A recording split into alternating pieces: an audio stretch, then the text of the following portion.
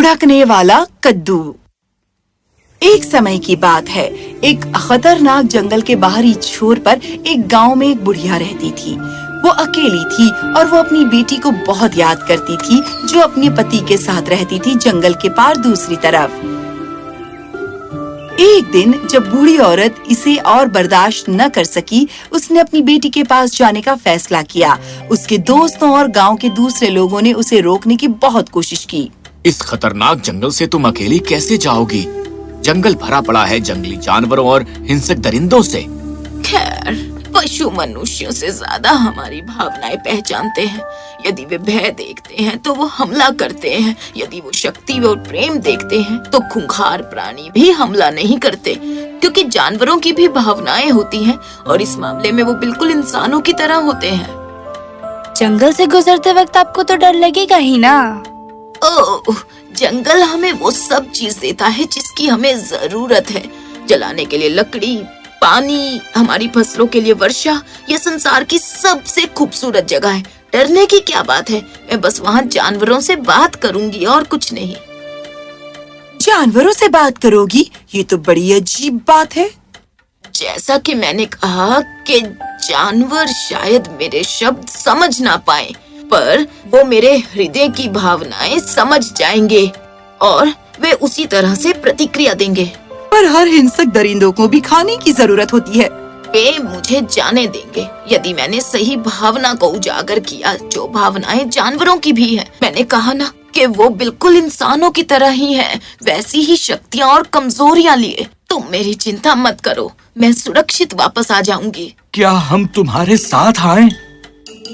बहुत बहुत धन्यवाद, पर मैं अकेले ही सब संभाल लूंगी। तो अगली सुबह बुढ़िया अपनी बेटी के घर जाने के लिए अपने गांव से निकल पड़ी। वो जंगल के अंदर गई और अभी 1 घंटा भी नहीं गुजरा था कि उसने भेड़ियों को चीखते हुए सुना। इससे पहले कि वो कुछ और जानती, भेड़िया ठीक उसके सामने खड़ा था, बहुत ही खूंखार और भूखा जान पड़ता था। बूढ़ी औरत, मैं भूखा हूँ, मुझे तुम्हें भोजन के रूप में खाना होगा। मेरे प्यारे भेड़िए, मुझे ये सुनकर बहुत अफसोस हुआ कि तुम भूखे हो, पर मेरी ओर देखो, मैं इतनी दुबली पतली और हड्डी चमड़ी हूँ, बस एक बूढ़ी औरत हूँ। तुम जैसे बड़े शिकारी के लिए मैं कितनी तृप्ति दे सकती हूँ, सोचो तो। पर मुझे खाना होगा, चाहे ये इतना मजेदार हो या ना हो, समझी? तुम मेरे लिए 1 सप्ताह क्यों नहीं रुक जाते? मैं अपनी बेटी के घर जा रही हूँ। वो मुझे इतने मजेदार पकवान और घी मक्खन खिलाएगी कि मैं जल्द ही काफी मोटी हो जाऊंगी। तब तुम मुझे खा लेना। कृपया अब मुझे गुजर जाने दो। इस वक्त तुम शक्तिशाली भेड़िए, जो इस जंगल के माहिर शिकारी हो, आसानी से जंगल में कोई और शिकार कर सकते हो, पर 1 सप्ताह में जब मेरा शिकार करोगे तो मैं ज्यादा स्वादिष्ट लगूंगी। ये सुझाव बुरा नहीं लगता। ठीक है, मैं तुम्हें जाने दूंगा। तो भेड़िए ने बुढ़िया को गुजर जाने दिया। कुछ घंटों के बाद उस औरत ने एक बाघ को गुर्राते सुना। वो मुस्कुराई जब बाघ उसके सामने उछलकर आ खड़ा हुआ।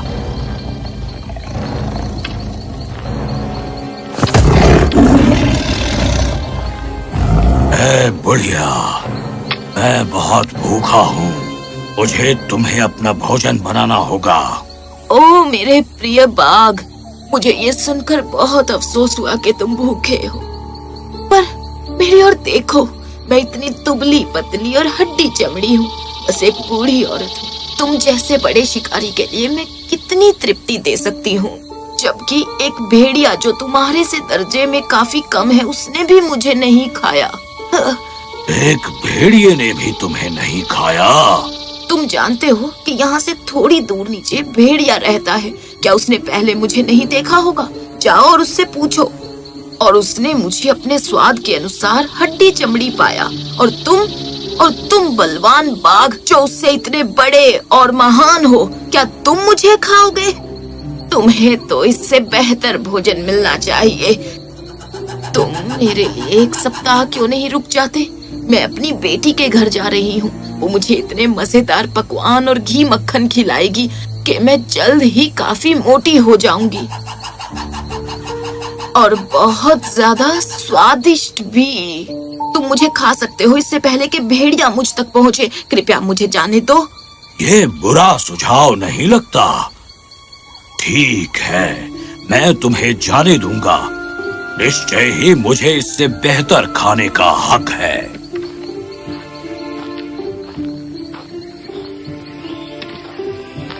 औरत बहुत जल्दी जल्दी आगे जाने लगी।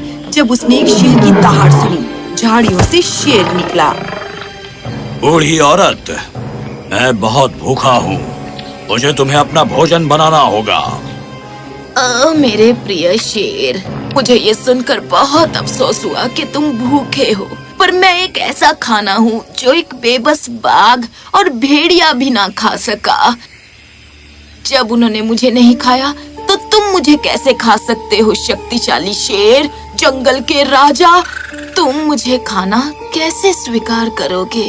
सचमुच? बाघ और भेड़िए दोनों ने तुम्हें खाए बिना जाने दिया? मैं जीवित हूँ और तुम्हारे सामने खड़ी हूँ, है ना?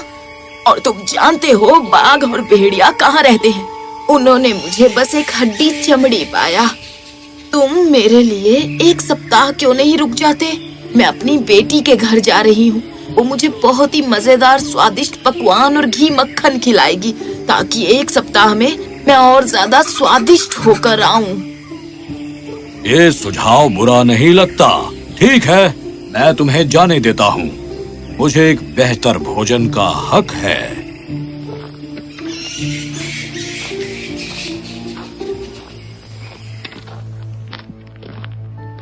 तो बुढ़िया अपनी बेटी के घर पहुंची। उसकी बेटी उसे देखकर बहुत खुश हुई।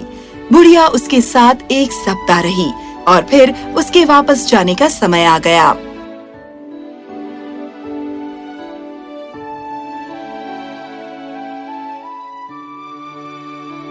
माँ, आप इतनी जल्दी क्यों जा रहे हो? मेरी बच्ची, अब मुझे घर वापस जाना चाहिए। माँ, थोड़े दिन और रुक जाओ ना प्लीज। मुझे अब घर की याद आ रही है मेरी बच्ची। कृपया मुझ पर एक एहसान करना इससे पहले कि मैं जाऊं। जो आप कहो माँ। मुझे इस वक्त एक बहुत बड़ा सा कद्दू चाहिए और कुछ नहीं। बेटी ने सचमुच एक बहुत बड़ा सा कद्दू ढूंढा और मिलकर उसके अंदर से सारा गुदा निकाल लिया और बूढ़ी औरत उस खोल के अंदर बैठ गई। उसकी बेटी ने कद्दू को जंगल में लुढ़का दिया। कद्दू शेर के सामने से गुजरा। लुढ़कते हुए कद्दू, क्या तुम गांव से आ रहे हो? हाँ, वहीं से। क्या तुमने वहाँ एक बुढ़िया को देखा? उसे भी तकरीबन आज ही वापस आना चाहिए था। जंगल के राजा के लिए ये कैसा मूर्खतापूर्ण प्रश्न है जो तुम पूछ रहे हो? क्या तुम सोचते हो कि बुढ़िया कद्दू की सवारी करके आएगी? उसका इंतजार करो। मैं बस मजाक कर रहा था। मैं जानता हूँ एक औरत कद्दू की सवारी नहीं कर सकती। लुढ़कते जाओ कद्दू, लुढ़कते जाओ। मैं धक्का दे देता हूँ, लुढ़कते जाओ। कद्दू और बुढ़िया जंगल में लुढ़कते रहे जब तक कि बाघ ने उन्हें नहीं रोका। लुढ़कते हुए कद्दू, क्या तुम गांव से आ रहे हो? हाँ, वहीं से। क्या तुमने वहाँ एक बुढ़िया को देखा? उसे भी तकरीबन आज ही वापस आना चाहिए था। जंगल के राजा के लिए ये कैसा मूर्खतापूर्ण प्रश्न है जो तुम पूछ रहे हो? क्या तुम सोचते हो कि बुढ़िया कद्दू की सवारी करके आएगी? और वो अगर वैसा करती तो शक्तिशाली शेर उसे सवारी करने देता? तुम इतने मूर्ख हो। बेशक, मैं मजाक कर रहा था। मैं जानता हूँ एक औरत कद्दू की सवारी नहीं कर सकती। कोई बात नहीं, तुम लुढ़कते जाओ। लो, हाथ दे देता हूँ, जाओ। अब लुढ़कता हुआ कद्दू लुढ़कता हुआ पहुंचा भेड़िए के क्षेत्र में। लुढ़कते हुए कद्दू, क्या तुम गांव से आ रहे हो? हाँ, वहीं से। क्या तुमने वहाँ एक बुढ़िया को देखा? उसे भी आज यहाँ वापस आना चाहिए था। जंगल के राजा के लिए ये कैसा मूर्खतापूर्ण प्रश्न है जो तुम पूछ रहे हो? क्या तुम सोचते हो कि बुढ़िया कद्दू की सवारी करके आएगी? और अगर ऐसा करती तो वो शेर और बाघ उसे सवारी करने देता? मैं तो तुमसे मजाक कर रहा था। लुढ़कते रहो कद्दू। रुको, 1 मिनट रुको। ये कद्दू कब से बोलने लग गए? मैं इस आवाज को पहचानता हूँ। बुढ़िया, तुम कद्दू की सवारी कर रही हो। चलो अब बाहर निकलो। तो तुमने पता लगा ही लिया। तुम कितने बुद्धिमान हो। उस शक्तिशाली बाघ से भी ज्यादा चालाक, और यहाँ तक के जंगल के राजा शेर से भी। मैं तो चालाक हूँ ही, है ना? पर कौन दुनिया को बताने के लिए रहेगा तुम्हारी बुद्धिमत्ता और ज्ञान की कहानियाँ? बताओ भेड़िए। मतलब? क्योंकि तुमने मुझे ढूंढ लिया है और तुम मुझे खा जाओगे, मैं मर जाऊंगी। तो संसार को ये कौन बताएगा कि तुम कितने बुद्धिमान हो? क्या तुम सोचते हो कि बाघ और शेर तुम्हारा विश्वास करेंगे? नहीं, मुझे उसके लिए तुम्हें जीवित रखना होगा।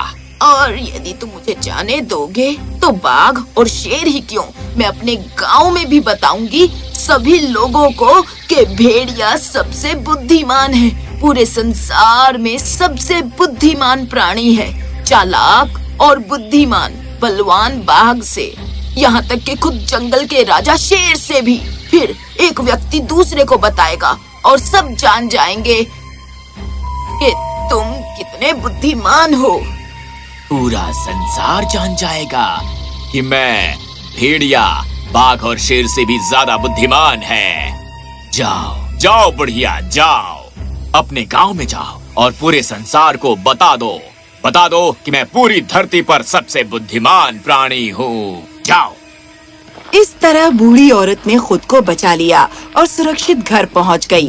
जब उसके दोस्तों और पड़ोसियों ने पूछा कि उसने रास्ते में जंगली जानवरों से कैसे निपटा, बूढ़ी औरत ने बस इतना ही कहा, अभिमान और खुद की तारीफ में मुग्ध हो जाना सबके लिए खराब होता है, चाहे मनुष्य हो या पशु। वो कितना सच कह रही है ना?